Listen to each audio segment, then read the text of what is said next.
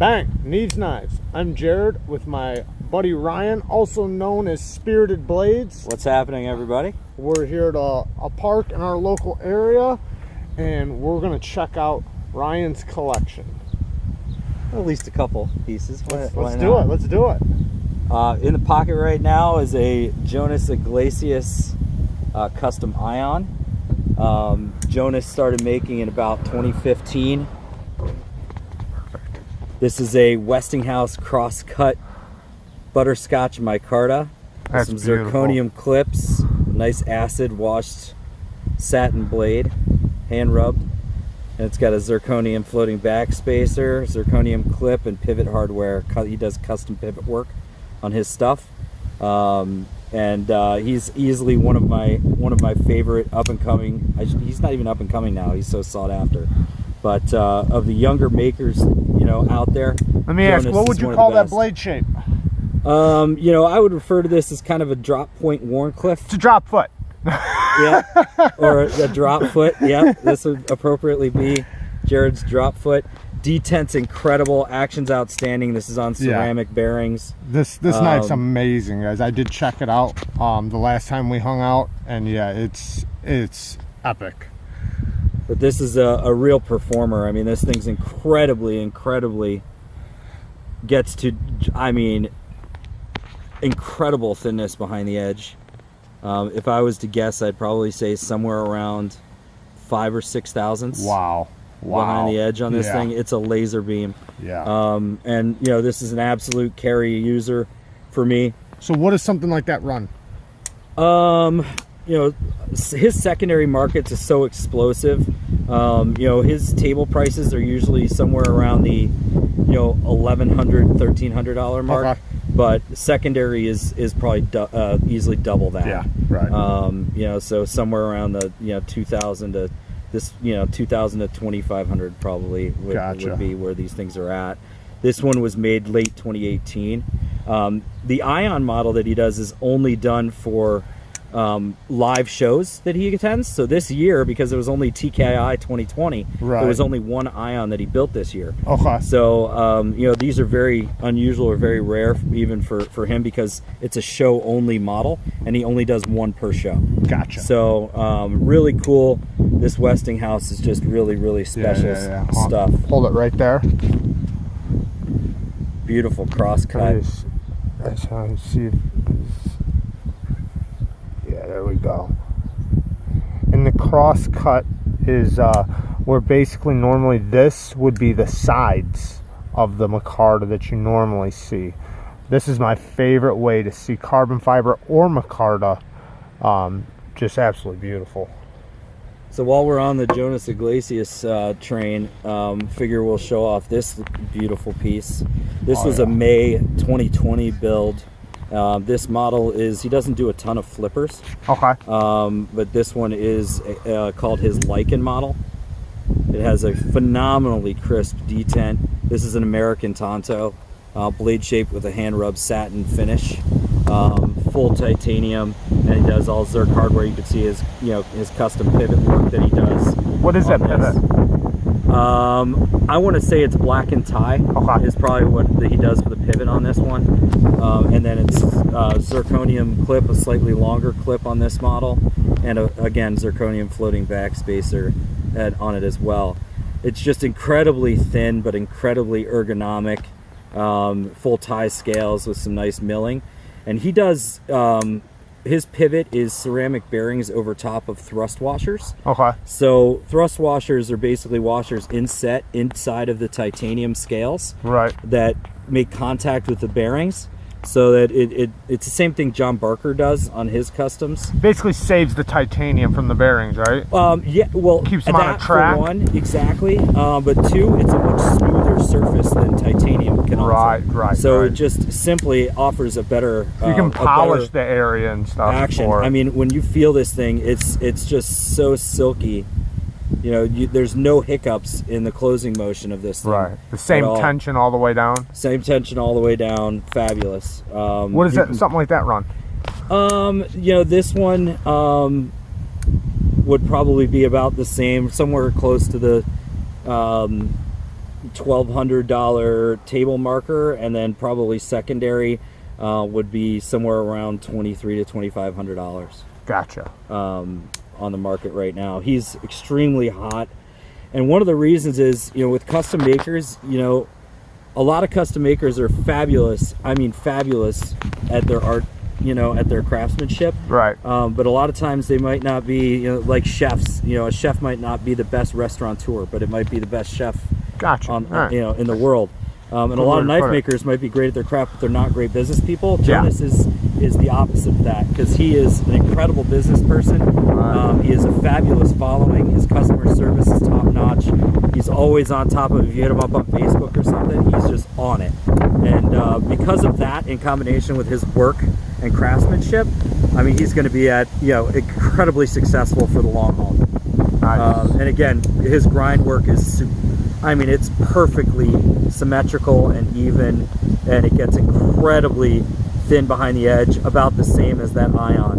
Okay. And everything he does pretty much is hollow ground, so just awesome. Outstanding. So yeah, he's definitely a favorite. And while we're talking about favorite younger makers, now this guy's not new on the scene. Matt Christensen is, in my eyes, a legendary maker. He's fabulous and a great human being. He's in Crete, Illinois, so he's not very far away from where we're at. This is his Misfit model. He's been at it now, making knives for about, I think, 12 years. And he's helped, I mean, folks like Scott Hansen, a number of other folks in the industry, sharing knowledge and training and taking on apprentices and all that kind of stuff that are now some of the best makers out there. But this model is called his Misfit. I just absolutely love his proprietary acid wash hand rub finish on the blade is spectacular. Yeah, that's beautiful. It just has beautiful lines, great color. It's an awesome finish. And I love this blade shape. It just has enough aggressiveness to it. Let's check out the other side really quick. Yeah. Keep going, keep going. So this one has Zirconium Underlays, which is pretty awesome. Yeah. That you can see through the micarta there. He basically milled out a pocket inside the micarta where he laid that satin finish underlay on both sides. Wow. So that's pretty cool. It uses Zirc. So it's got the tie liners, and then the Zirc is in between the tie and the micarta. That's exactly right. That's awesome. Yep. Because zirconium won't make a good lock bar, or anything. It's just not that kind of material. So he uses the titanium, which really blends well with the blade finish, and really sets off the whole look, I think. And then it's got a zirconium floating backspacer that he geared really nicely, and a Zirc clip on this thing as well. What I love too about his stuff is you can see where his lock bar relief cuts are. So if you look at the titanium liners on this thing, you can see where his relief bar cuts are. And it's not like he removes a ton of material, so it has a really strong lock engagement without being difficult to access or difficult. It's very easy to actually get to the lock bar and engage it or disengage it. Right. So it's really just well done and still offers strength, which I love. Blade is CTS XHP on this guy, which is my favorite user steel. It is a great steel. A lot of custom users like to use it. Custom guys love using XHP and CPM 154, which a lot of my stuff is in. Both are terrific, usable, and most definitely ready to go steels, but yet are easy enough to get a precise edge on. And, they take to blade finishing and grind work really, really, really well. This has spectacular hollow grind as well, getting about as thin as that Jonas Iglesias, so probably about 8, if I was to guess, about 8 thousandths behind this edge. It's fabulous. And then it's got a stainless steel pivot hardware with zirconium collars and Zirc it's custom studs. work for you.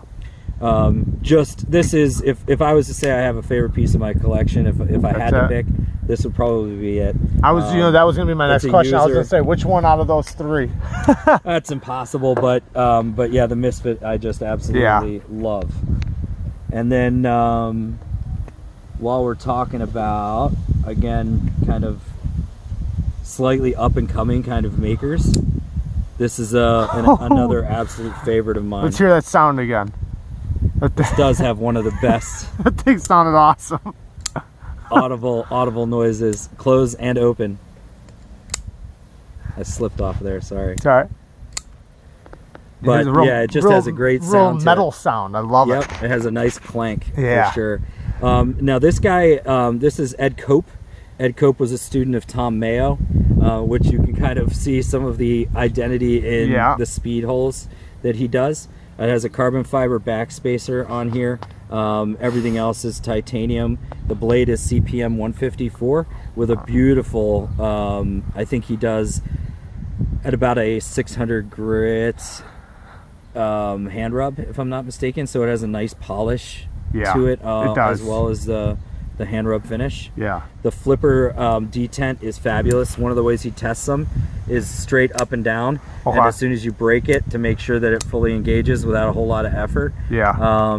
Blade shape's fabulous for utilitarian use. Stock is not too thick, so it goes through material really, really well. And the ergos are terrific. Even though it has a very unique kind of handle shape, it feels wonderful in the hand. But yeah, I love his work, love his pieces. What does something like this run? This was $1,000 on the nose from him. His stuff is 800 or 1,000 basically, depending on materials used and stuff. Which really ain't bad considering. Nope. And this was his first iteration of a pivot design where he's using high stainless bearings on over top of thrust washers as well. Gotcha. So that action is definitely one of my favorites when it rides on those washers. It just has a whole nother level of smoothness. But really love this piece as well. For up and coming makers, for those people that are looking to get into customs at a good price, you know, Ed Cope is definitely one to check out. He just did an awesome interview too with Bob DeMarco, the knife junkie. Yeah. So go check out that video. We'll link the video down below. So that was really, really awesome too. You know, sometimes the acoustics coming from a knife can just sell it. They just sell it to me. No doubt about it. I love acoustics on stuff. You might not be able to hear it. This Misfit probably has my favorite acoustics a lot. Go ahead. I'll see if I can get it to. You got to be. Did you hear that? It kind of reverberates. Oh yeah. You hear the little ping? Yeah. And it does it on both the open and the close, but I love that little ping that it does. So I mentioned Ed Cope being a student of Tom Mayo. So we checked out the big Mayo, remember? I just did the review. Checked out this guy, right? That's the big one, and then Bowie. Now here's the little one. So this is a totally different kind of style from him. This is called the Covert, where this Mayo Bowie was contoured in handle scales, and a contoured model using titanium handle scales and CPM 154. This is a flat titanium scale model where it's not contoured. The chamfers are incredibly well done, so it still feels, I mean, epic in hand. But again, with his speed holes with a chatter, that chatter is what he calls inside of the speed holes, that little ridging or ruffling inside there. And he does all those by hand, right? Yeah, everything is by hand. Insane. The whole knife build is entirely done by hand. So he doesn't use CNCs or water jets or anything like that. His grinds are all done by hand. Everything on here is. But what's cool about this model, the Covert, is it's entirely non-ferrous. So it's entirely non-magnetic. This was designed, I guess, in the late 80s or early 90s. Tom made this so that, you know, CIA guys and stuff could walk through metal detectors. That's awesome. And at the time, because it was non-ferrous, it wouldn't pick up the magnetic nature of the metals, and you could pass through it. So that's why it's called the Covert. And that's also because the blade is made from something called Stellite 6K, or 6K Stellite. Stellite 6K is really unique and a whole story in and of itself. So now that would make it completely rust proof too, right? Totally corrosion proof and non-magnetic. Non-magnetic, yep. And it is not a steel. It's an alloy, and it's an alloy made from cobalt, tungsten, and chromium. And it's really actually a soft HRC. Okay. The actual alloy itself is only about 48 to 52 in Rockwell. But what's unique about it is that the tungsten and the cobalt form incredibly hard carbides. So it's all about the carbide structure of the steel and not about the steel surrounding the carbides. Right. So because of that, this will actually if you're going through softer material, Stellite 6K will maybe last 3 to as much as 10 times longer than even your modern super steels, as far as the edge is concerned. As long as you're just going through basic materials. But you have to be going through softer materials. Right. As soon as you hit something hard, if you batoned hardwood with this, the edge will definitely roll. Right. But the roll is very easy to manipulate and get back out as soon as you throw it on some stones, or even on I strop out any small rolls. Nice. But this is just a fabulous piece. If you're gonna go, you know, throw it in the pocket for EDC use, of course, but if you're gonna go, you know, jump in a pool, don't worry about it. Right. There's nothing. It's Teflon washers. Even saltwater. Saltwater, yeah. If you want to go diving, this is meant for all that kind of stuff. Great fishing, you know, tool, of course, companion. That's awesome. Has a great Spidey flick action, and it's silky smooth. It's on Teflon, which is, I think, you know, Mayo's really primary. Yeah, system. I was talking about the other one Hardware's before, all titanium too. How luxurious the feel is. Like opening and closing, they're just so smooth. Yeah, totally. This is a 3 1/4 inch blade. So, you know, and it's nice because even if you go all the way back, I can still get my 4 fingers on here, even if I use this as a choil with my forefinger, index finger. But you can, you know, also this is probably the more, you know, preferable grip, where your middle finger is in that notch. But love this thing. What about something like that? How much does something like that run? His table price is probably $16.50 on those. Secondary market's around $2K. Right, gotcha. Next up, new arrival for the Mayos. This is definitely my premium, atop my collection kind of piece of Mayo. This is called his retro model. Oh my God, this thing's insane. So this is a Damasteel Blade mosaic dual tie thumb studs, but it's got mosaic. I don't know if that'll focus. Oh, it will. Just hold it right there. There you go. It has mosaic pins in the thumb, even in the thumb studs. But yeah, he does flush fit mosaic pins that go all the way through the handle construction, so you can see those same mosaic pins on the inside of the handle. We got them. Yeah, there you go. Which is really cool. He does another mosaic pin underneath the clip where he does like his original, you know, where he finishes the lock bar cut. Yeah, flip it over on its side so they can get another shot of the mosaic pins, how they go all the way through. Sure. Let's see, this will probably be the best way. Yeah. Pull your hand just a little bit to the side. There you go. Now tilt it. Right about there? Yep, just leave it right there. Now if you guys see that, those are the mosaic pins that go to the inside, so it goes literally all the way through. Yep. So those are actual real pins. It's not just a layer. All right, go ahead. This is a Damasteel Blade that he does unbelievable finish on. What's cool about it too is he does a beautiful hand rub. His hand rub, he does the best hand rub finishes in the business, in my opinion. They are always consistent and always flawless. His grind work is also, he's just a master of simplicity done right.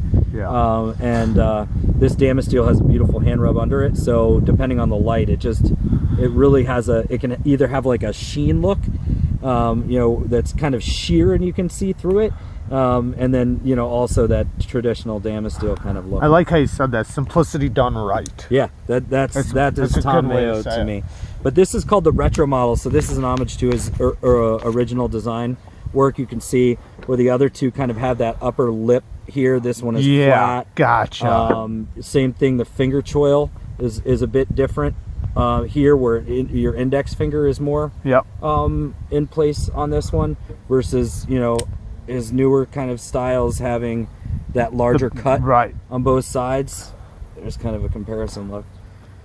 But yeah, I love this retro and a wonderful, wonderful action. We're scared to ask, what's the price on something like this? This one was $2,800, so it's not cheap. But the mosaic pin work, the extra work, as well as the Damasteel, of course, and then the mosaic studs, all that kind of stuff adds up in the end.